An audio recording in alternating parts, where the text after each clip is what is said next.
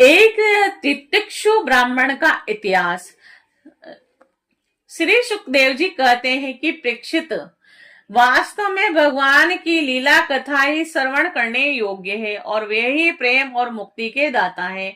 और जब उनके परम प्रेमी भक्त उद्धव जी ने इस प्रकार प्रार्थना की, तब यदुवंश विभूषण श्री भगवान ने उनके प्रसन्न की प्रशंसा करके उनसे इस प्रकार कहा। भगवान श्री कृष्ण ने कहा कि देव गुरु बृहस्पति के शिष्य उद्धव जी, और इस संसार में प्राय ऐसे संत पुरुष नहीं मिलते जो दुर्जनों की कटुवाणी से विधे हुए अपने हृदय को संभाल सके। मनुष्य का हृदय मर्म भेदी वाणों से विधने पर भी उतनी पीड़ा का अनुभव नहीं करता जितनी पीड़ा उसे दुष्ट जनों के मर्मांतक एवं कठोर वाग बाण पहुंचाते हैं। उद्धव जी, इस विषय में महात्मा लोग एक बड़ा पवित्र प्राचीन इतिहास कहा करते हैं कि मैं वही तुम्हें सुनाऊंगा, तुम लोग मन लगाकर उसे सुनो। एक भिक्षुक को दुष्टों ने बहुत सताया था और उस समय भी उसने अपना धैर्य न छोड़ा और उसे अपने पूर्व जन्म के कर्मों का फल समझकर कुछ अपने मानसिक उद्गार प्रकट किए थे और उन्हीं का इस इतिहास में वर्णन है। प्राचीन समय की बात है। उज्जैन में एक ब्राह्मण रहता था और उसने खेती व्यापार आदि करके बहुत से धन संपत्ति इकट्ठी कर ली थी। वह बहुत ही कृपण और कामी और लोभी था। क्रोध तो उसे बात बात पर आ जाया करता था और उसने अपने जाति बंधु अतिथियों को कभी मीठी बात से भी प्रसन्न नहीं किया और खिलाने पिलाने की बात ही क्या है। वह धर्म कर्म से रीते घर में रहता और स्वयं भी अपनी धन संपत्ति के द्वारा समय पर अपने शरीर को कभी सुखी नहीं रखता था और उसकी कृपणता और बुरे स्वभाव के कारण उसके बेटे बेटी भाई बंधु नौकर चाकर और पत्नी आदि सभी दुखी रहते थे। मनी मन उसका अनिष्ट चिंतन किया करते थे और कोई भी उसके मन को प्रिय लगने वाला व्यवहार नहीं करता था और वह लोक परलोक दोनों से ही गिर गया था। बस यक्षों के समान धन की रखवाली करता रहता था और उस धन से वह न तो धर्म कमाता था और न भोग ही भोगता था। बहुत दिनों तक इस प्रकार जीवन बिताने से उस पर पंच महायज्ञ के भागी देवता बिगड़ उठे और उद्धव जी पंच महायज्ञ के भागियों के तिरस्कार से उसके पूर्व पुण्यों का सहारा, जिनके बल से अब तक धन टिका हुआ था, जाता रहा और जिसे उसने बड़े उद्योग और परिश्रम से इकट्ठा किया था, वह धन उसकी आंखों के सामने ही नष्ट हो गया। और उस नीच ब्राह्मण का कुछ धन तो उसके कुटुंबियों ने छीन लिया, कुछ चोर चुरा के ले गए और कुछ आग लग जाने आधी देवीय कोप से नष्ट हो गया और कुछ समय के फेर से मारा गया और कुछ साधारण मनुष्यों ने ले लिया और जो बचा खुचा कर और दंड के रूप में सास को ने हड़प लिया और उद्धव जी इस प्रकार उसकी सारी संपत्ति जाती रही। न तो उसने धर्म ही कमाया और न भोग ही भोगे और इधर उसके सगे संबंधियों ने भी उसकी ओर से मुंह मोड़ लिया। अब उसे बड़ी भयानक चिंता ने घेर लिया और धन के नाश से उसके हृदय में बड़ी जलन हुई और उसका मन खेद से भर गया, आंसुओं के कारण गला रुध गया। परंतु इस तरह चिंता करते करते ही उसके मन में संसार के प्रति महान दुख बुद्धि उत्कंठ वैराग्य का उदय हो गया। अब वह ब्राह्मण मन ही मन कहने लगा, हाय हाय, बड़े खेद की बात है, मैंने इतने दिनों तक अपने को व्यर्थ ही इस प्रकार सताया। जिस धन के लिए मैंने सर तोड़ परिश्रम किया वह न तो धर्म कर्म में लगा और न मेरे सुख भोग के ही काम आया। प्राय देखा जाता है कि कुरपण पुरुषों को धन से कभी सुख नहीं मिलता और इस लोक में तो वे धन कमाने और रक्षा की चिंता से जलते रहते हैं और अपने मरने पर धर्म न करने के कारण नरक में जाते हैं। और जैसे थोड़ा सा भी कोढ़ सर्वांग सुंदर स्वरूप को बिगाड़ देता है, वैसे ही तनिक सा भी लोभ यशस्वियों के शुद्ध यश और गुणों के प्रशंसनीय गुणों पर पानी फेर देता है। धन कमाने में कमा लेने पर उसको बढ़ाने और रखने एवं खर्च करने में तथा उसके नाश उपभोग में जहां देखो वहीं निरंतर परिश्रम, भय, चिंता और भ्रम का ही सामना करना पड़ता है। चोरी, हिंसा, झूठ बोलना, दंभ, काम, क्रोध, गर्व, अहंकार, भेद बुद्धि और वेर, अविश्वास, स्पर्धा, लंपटता, जुआ और शराब, यह 15 अनर्थ मनुष्यों के धन के कारण ही माने गए हैं। और इसीलिए कल्याण कामी पुरुष को चाहिए कि स्वार्थ एवं परमार्थ के विरोधी अर्थ नामधारी अनर्थ को दूर से ही छोड़ दें।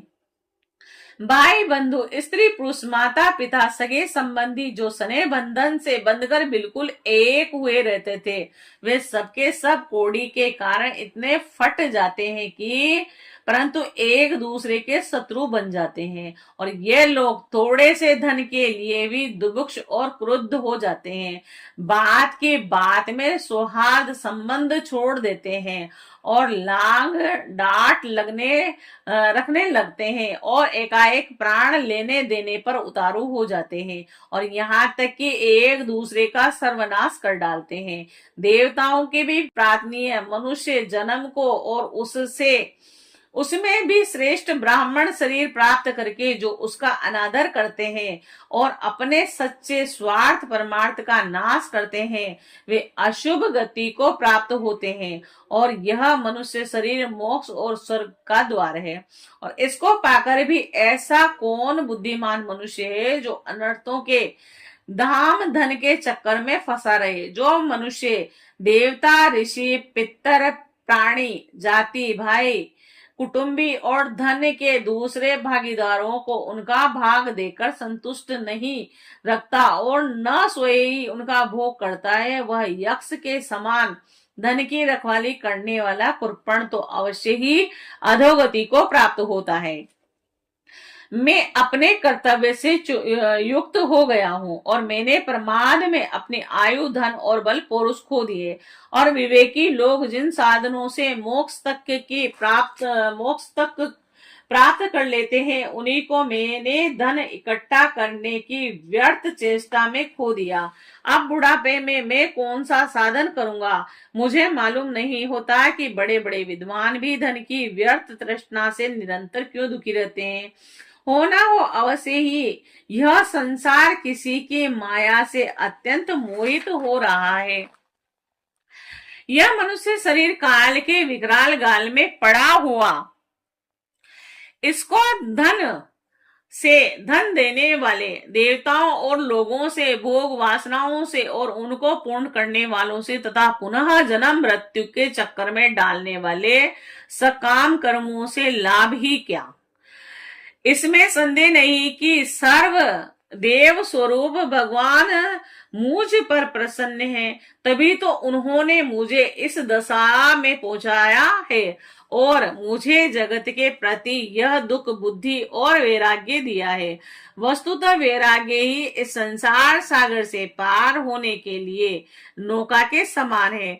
मैं अब ऐसी अवस्था में पहुंच गया हूँ, यदि मेरी आयु शेष हो तो मैं आत्म लाभ में ही संतुष्ट रहकर अपने परमार्थ के संबंध में सावधान हो जाऊंगा और अब जो समय बच रहा है उसमें अपने शरीर को तपस्या के द्वारा सुखा डालूंगा और तीनों लोकों के स्वामी देवगण मेरे इस संकल्प का अनुमोदन करें। और अभी निराश होने की कोई बात नहीं है, क्योंकि राजा खटवांग ने तो 2 घड़ी में ही भगवत धाम की प्राप्ति कर ली थी और भगवान श्री कृष्ण कहते हैं कि उद्धव जी, उस उज्जैन निवासी ब्राह्मण ने मन ही मन इस प्रकार निश्चय करके मैं और मेरे पन की गांठ खोल दी, और इसके बाद वह शांत होकर मौनी सन्यासी हो गया, और अब उसके चित्त में किसी भी स्थान, वस्तु या व्यक्ति के प्रति आसक्ति नहीं रही, और उसने अपने मन, इंद्रिय और प्राणों को वश में कर लिया। वह पृथ्वी पर स्वच्छंद रूप से विचरने लगा। वह भिक्षा के लिए नगर और गांवों में जाता अवश्य था, परंतु इस प्रकार जाता था कि कोई उसे पहचान न पाता था।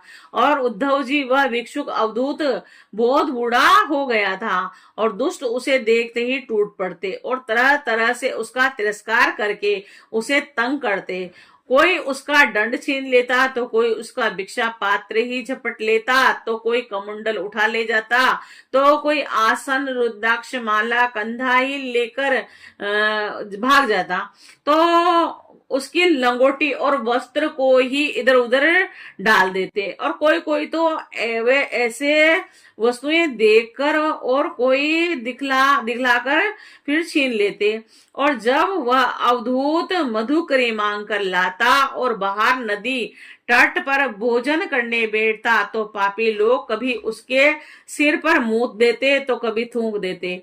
वे लोग उस मौनी अवधूत को तरह तरह से बोलने के लिए विवश करते, और जब वह इस पर भी न बोलता तो उसे पीटते। कोई उसे चोर कहकर डांटने डपटने लगता, तो कोई कहता कि इसे बांध लो बांध लो, और फिर उसे रस्सी से बांधने लगते। और तो कोई उसका तिरस्कार करके इस प्रकार ताना कसते कि देखो देखो, अब इस कुरपन ने धर्म का ढोंग रचा है, धन संपत्ति जाती रही, स्त्री पुत्रों ने घर से निकाल दिया, तब इसने भीख मांगने का रोजगार लिया है। ओहो, देखो तो सही, यह मोटा तगड़ा भिखारी देरे में बड़े भारी पर्वत के समान है, और यह मौन रहकर अपना काम बनाना चाहता है। सचमुच यह बुगले से भी बढ़कर ढोंगी और दृढ़ निश्चयी है। और कोई उस अवधूत की हंसी उड़ाता, तो कोई उस पर अधो वायु छोड़ता, और जैसे लोग तोता, मैना आदि पालतू पक्षियों को बांध लेते हैं या पिंजरे में बंद कर देते हैं, वैसे ही उसे भी वे लोग बांध देते और घरों में बंद कर देते। किंतु यह सब कुछ चुपचाप सह लेता, और उसे कभी ज्वर आदि के कारण दैहिक पीड़ा सहनी पड़ती, और कभी गर्मी सर्दी आदि से देवी कष्ट उठाना पड़ता, और कभी दुर्जन लोग अपमान आदि के द्वारा उसे भौतिक पीड़ा पहुंचाते, परंतु भिक्षुक के मन में इससे कोई विकार न होता, और वह समझता कि यह सब मेरे पूर्व जन्म के कर्मों का फल है, और इसे मुझे अवश्य भोगना पड़ेगा। और यद्यपि नीच मनुष्य तरह तरह के तिरस्कार करके उसे उसके धर्म से गिराने की चेष्टा किया करते, और फिर भी वह बड़ी दृढ़ता से अपने धर्म में स्थिर रहता, और सात्विक धैर्य का आश्रय लेकर कभी कभी ऐसे उद्धार प्रकट किया करता।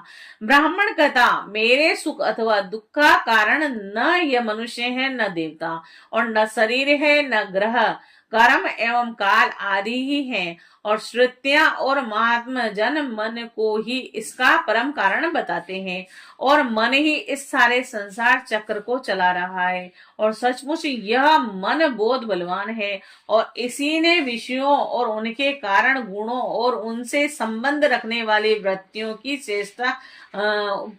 की सृष्टि की है, और उन वृत्तियों के अनुसार ही सात्विक, राजस और तामस अनेक प्रकार के कर्म होते हैं, और कर्मों के अनुसार ही जीव की विविध गतियां होती है, और मन ही समस्त चेष्टाएं करता है, और उसके साथ रहने पर ही भी आत्मा निष्क्रिय ही है। वह ज्ञान शक्ति प्रदान है, और मुझ जीव का सनातन सखा है, और अपने अलुप्त ज्ञान से सब कुछ देखता रहता है, और मन के द्वारा ही उसकी अव्यक्ति होती है, और जब वह मन स्वीकार करके उसके द्वारा विषयों का भोक्ता बन बैठता है, तब कर्मों के द्वारा आसक्ति होने के कारण वह उनमें बंध जाता है।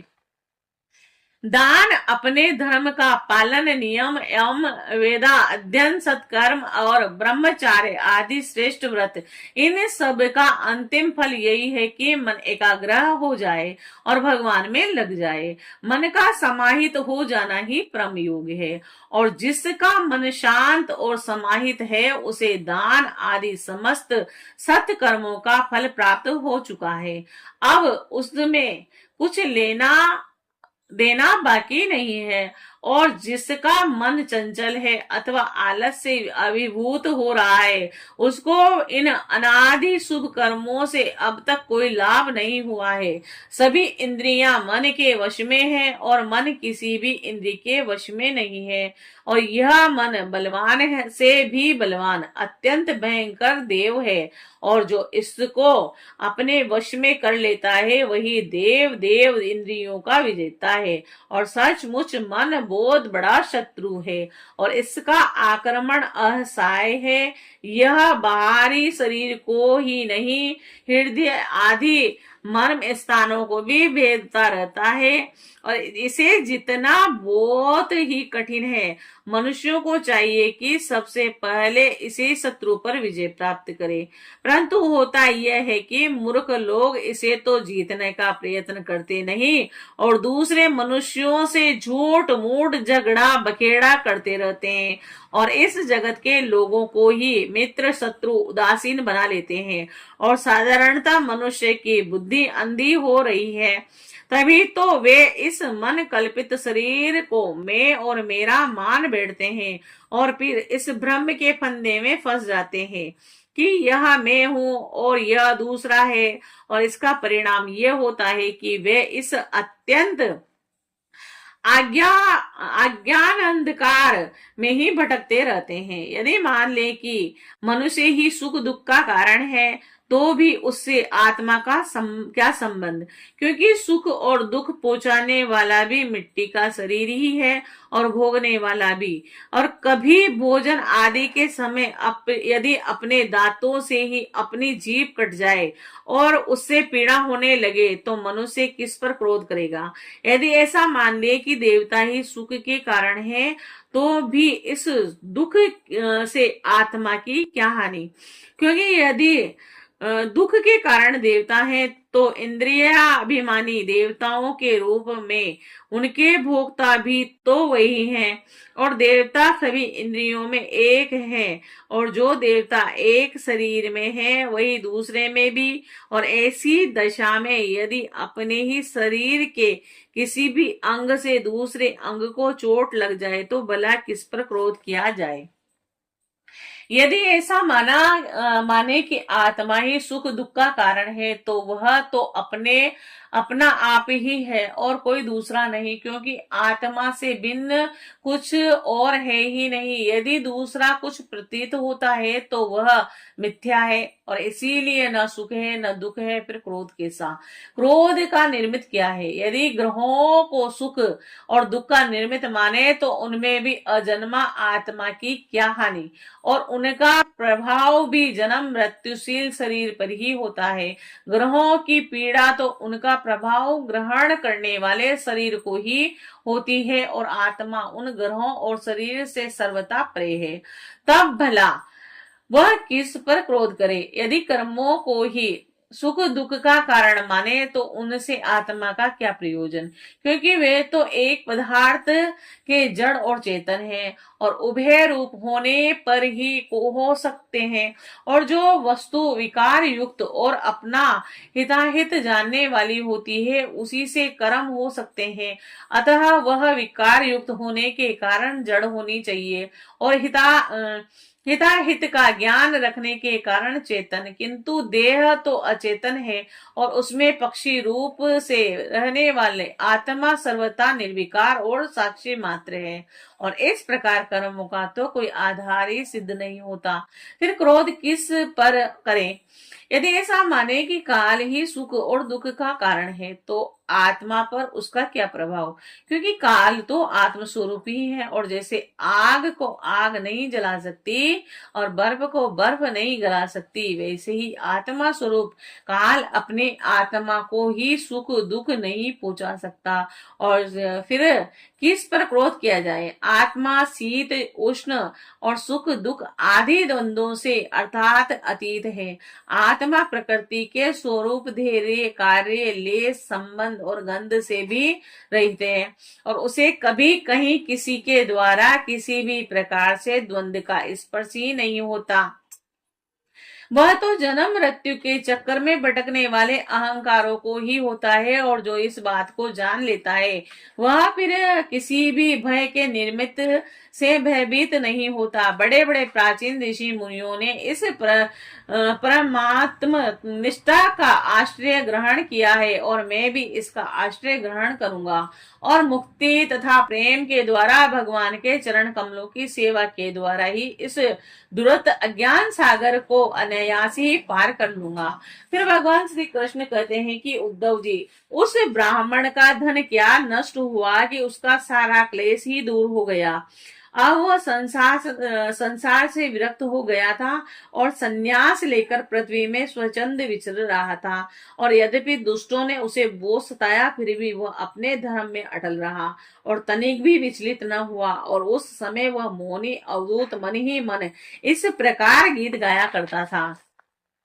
उद्धव जी, इस संसार में मन को कोई दूसरा सुख या दुख नहीं देता, यह तो उसके चित्त का भ्रम मात्र है। और यह सारा संसार और उसके भीतर मित्र, उदासीन और शत्रु के भेद अज्ञान कल्पित हैं। और इसीलिए प्यारे उद्धव, अपनी वृत्तियों को मुझ में तन्मय कर दो और इस प्रकार अपनी सारी शक्ति लगाकर मन को वश में कर लो और फिर मुझ में ही नृत्य युक्त होकर स्थित हो जाओ।